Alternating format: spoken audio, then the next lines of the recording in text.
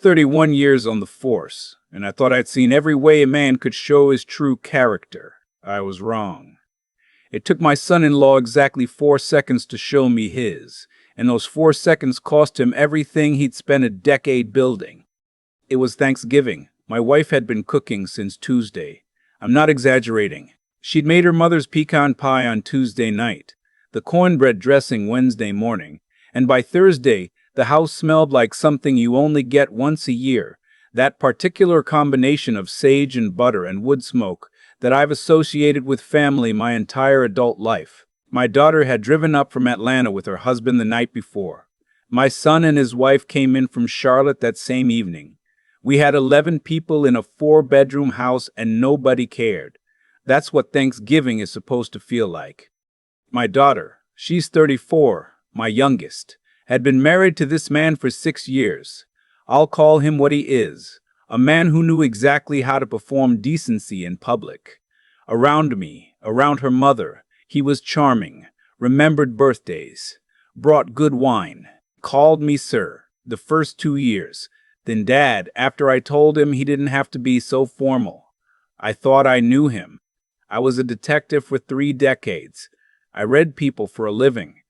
And this man fooled me almost completely. Almost. There had been small things over the years. The way he'd occasionally talk over her in a conversation, then look at her with this flat, correcting expression when she tried to finish her own sentence. The time at Easter 2 years ago when she made a joke about his golf game and the smile left his face so fast, I caught it even though nobody else seemed to. I'd filed those things away the way you do when you love your daughter and you want to believe the man she chose is good. You tell yourself you're being overprotective. You tell yourself she's happy. She says she's happy. You believe her because the alternative is unbearable. Thursday morning, everything was fine. The kids, my grandchildren, his sister's 2 boys, were watching the parade in the living room. My wife was in the kitchen with my daughter-in-law. My son was helping me set up the folding table in the dining room so we'd have enough space. The house was loud and warm and exactly what it should have been. He came downstairs around 10:30. He'd slept in, which I'd noticed but hadn't said anything about. My daughter had been up since 7 helping her mother. He poured himself coffee, stood at the kitchen counter scrolling his phone, and when my daughter asked if he'd mind setting out the water glasses, he gave her a look. Just a look. But I saw it from the hallway. It was the look of a man who considers himself to be tolerating something. I kept moving, kept helping my son with the table, told myself there was nothing. At 11:15, I was in the garage getting the extra folding chairs when I heard it. Not a scream, nothing dramatic like that. Just a sound that didn't belong, a sharp crack, and then my wife's voice saying, "Oh my God," in a tone I had never heard from her in 40 years of marriage. I was through the door before I'd made a conscious decision to move. My daughter was standing in the kitchen doorway, her hand against her face, her eyes wide. Not crying yet. That particular moment right after something shocking happens, when the body hasn't caught up with what just occurred.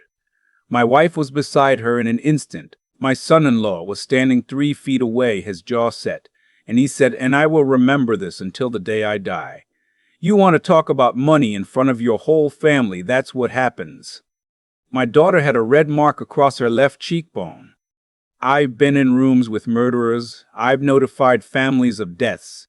I've seen things that still come back to me at 3 in the morning. And in all of that, I've never felt what I felt standing in my own kitchen doorway on Thanksgiving morning looking at my daughter's face. It wasn't rage exactly. It was colder than rage. It was clarity. My son was across the room in 2 steps. I stopped him with one hand on his chest without looking at him. Not because I didn't want him to act, because I didn't want him to act, because I needed 30 seconds to think, and I needed to do this right. My daughter-in-law took my daughter by the arm and walked her toward the back bedroom. My wife went with them. The children in the other room hadn't heard anything over the parade. My son-in-law stood there looking at me with an expression I can only describe as defiant, like he was daring me to do something he'd already decided I wouldn't do. "You should leave," I said. This is between me and my wife." "I know it is," I said. "And that's exactly why you're going to leave my house right now. Get in your car and drive back to Atlanta. You don't say goodbye to her. You don't go upstairs. You walk out that door." He looked at my son. He looked at me. He picked up his keys from the counter, like it was his decision, like he was choosing to go. And he walked out. I listened to his car back out of the driveway. Then I went to the back bedroom and sat with my daughter for 20 minutes. She'd stopped shaking by then. She was calm in that particular way that told me she'd been calm like this before, practiced at it. She said it had happened twice before. Not like this, not this hard, but his hands on her. She said she'd been trying to figure out how to leave. She said she was scared of what he would do to her financially. He controlled their accounts. His name was on everything. She had her own job. She's a physical therapist. She's not helpless. But he'd structured their finances in a way that made her feel like she'd lose everything if she walked out. That's when I understood that this was bigger than one morning in my kitchen. I kissed her forehead and told her I would handle it. She told me not to do anything stupid.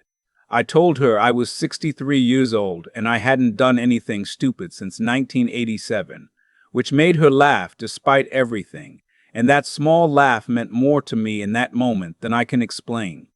I went to my study, closed the door, and I made a call. His name is Ray Greer. I worked with him for 11 years in financial crimes before he went into private practice as a forensic accountant. He's not someone you call for favors lightly, and I hadn't called him in 4 years. He picked up on the second ring. I told him what had happened. I told him what my daughter had told me, about how the finances were structured. I gave him the name of my son-in-law's company. He'd built a regional chain of urgent care clinics over the past decade, 7 locations across Georgia and Tennessee, and he'd done it fast, which had always seemed impressive to me, and now seemed like something else entirely. Ray listened without interrupting. When I finished, he said, "How fast do you need this?" "As fast as you can," I said. "I'll start today." I went back to Thanksgiving dinner. We ate. The children watched football. My daughter sat at the table and laughed at her nephew's jokes and helped clear the plates, and I watched her and thought about how long she'd been carrying this and how long I told myself not to see it. That night, after everyone had gone to bed, I called my attorney. Not the family attorney who drew up our wills, a former colleague who'd gone into family law and domestic matters. I explained the situation. She told me what my daughter's options were, what the process would look like, and what immediate steps could be taken to protect her financially before my son-in-law could move assets. She told me that given the documented history my daughter could describe and the incident that had now occurred in front of witnesses, the picture was clear. The financial piece is what takes time, she said. The protection order can happen quickly. The business, that depends on what's there. There's something there, I said. I didn't know it yet. But 31 years of reading situations told me there was. I was right. Ray called me 4 days later. He'd been thorough and he'd been fast, and what he'd found wasn't small. My son-in-law's urgent care chain had grown the way it did, partly because of an arrangement with a medical billing company that had been inflating reimbursement claims to Medicare and Medicaid for at least 3 years. Not sloppily either. This had been done with enough sophistication that it had gotten past routine audits. But Ray had been in financial crimes. He knew what to look for and where to look. He sent me a summary document with enough specificity to take somewhere real.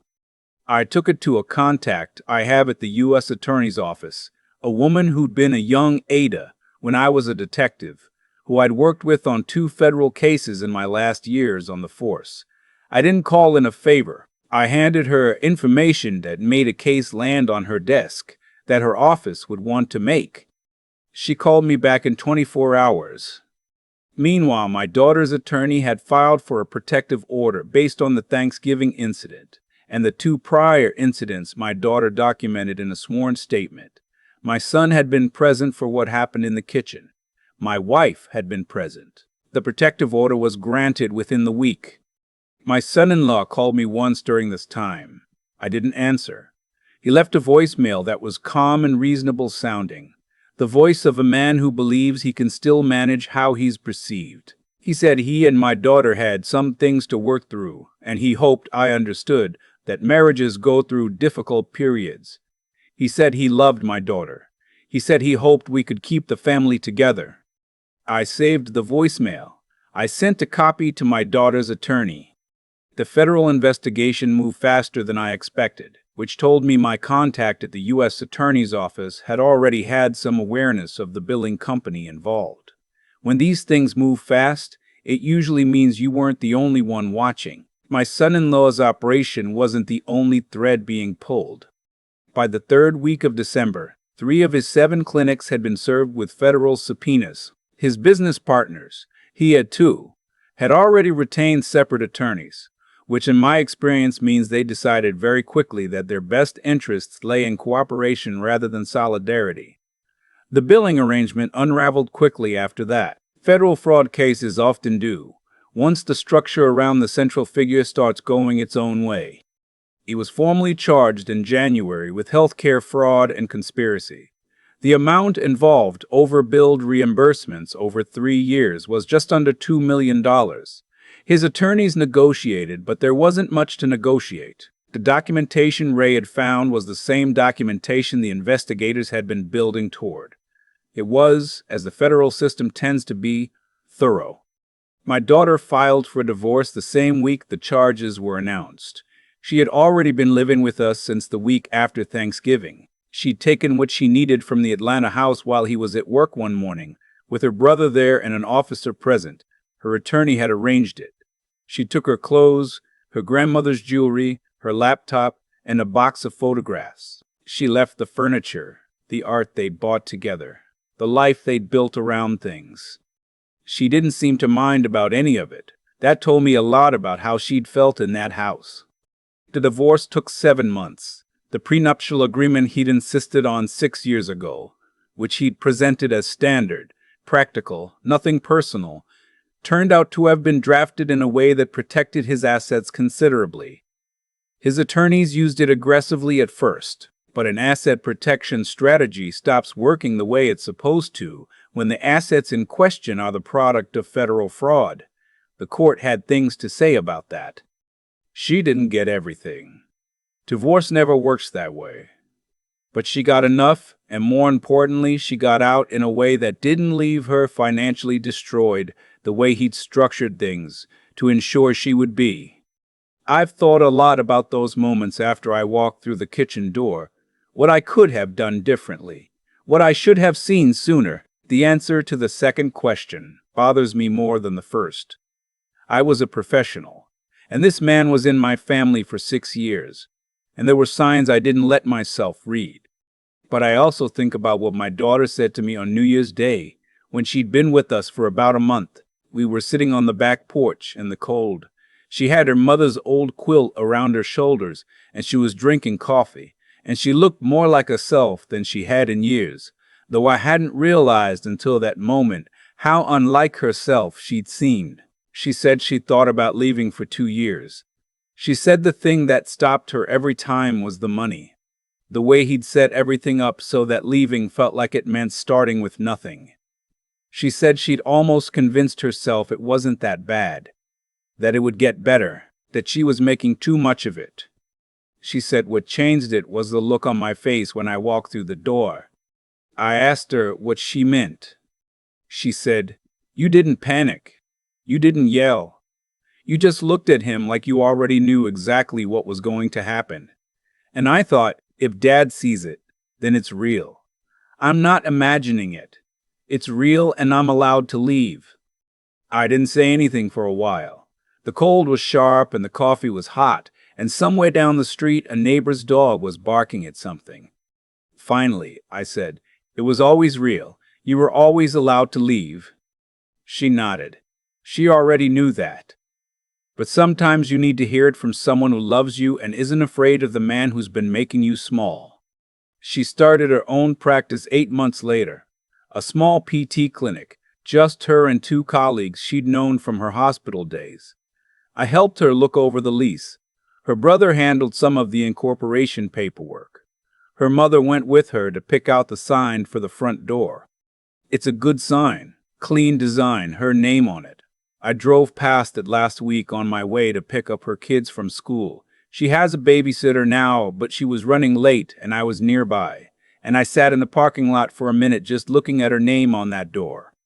31 years I spent making sure other people got justice, filling out reports, building cases, watching prosecutors take things to court. I believed in the system because I'd seen it work, and I'd also seen what happened when the wrong people had access to the right resources and everyone around them was too tired or too intimidated or too uncertain to act. The system worked here, partly because the fraud was real and the documentation was there, and the federal government has a strong interest in protecting Medicare and Medicaid funds, but also because I knew who to call. Because I'd spent 3 decades building relationships with people who knew how to follow a financial trail. Because I didn't wait for someone else to notice. My daughter is free. Her ex-husband pled guilty in March and is currently awaiting sentencing. His partners cooperated fully and received reduced charges. The billing company at the center of the scheme has been dissolved. My wife made pecan pie again this Thanksgiving. My daughter sat at the table with her chin up and her eyes bright, and my grandchildren climbed all over me the way they always do, and the house smelled like sage and butter and wood smoke. Some things you get back, some things you protect, and then you get to keep them. One call was all it took, but the 31 years before that call, every case, every contact, every late night reading a situation, until I understood what I was looking at. That's what made the call worth something. Make yours. I keep coming back to something my daughter said on that back porch on New Year's Day. She said the thing that finally made it real, the thing that gave her permission to leave, was the look on my face when I walked through the kitchen door. Not anger, not panic, just certainty. I've thought about that a lot, because I didn't feel certain in that moment. I felt something closer to grief. But I'd spent 31 years training myself not to let what I felt inside change what I showed on the outside when it mattered. That discipline, the kind that gets built slowly, over decades, through situations that demand it. That's what she saw. And somehow it was enough. There's a version of that morning where I lose my head, where I go after him physically, where I make it loud and ugly and give him something to use against us later. I'm 63 years old and I'm still capable of it. But I've seen enough of those situations to know what they cost. They cost the person you're trying to protect. They hand the advantage back to the man who just took something from your family. Doing the right thing when every instinct in your body is screaming at you to do something else. That's not weakness. That's the hardest kind of strength there is. And most people never have to find out whether they have it until the moment is already there. What happened to my son-in-law wasn't luck, and it wasn't revenge. It was consequence. He built something real. 7 clinics, a growing business, a reputation, and then he hollowed it out with shortcuts and deception and the quiet confidence of a man who believes he'll never be held accountable. That kind of confidence is always borrowed. You're just waiting to find out when it comes due. Ray Greer found the trail because he knew where to look.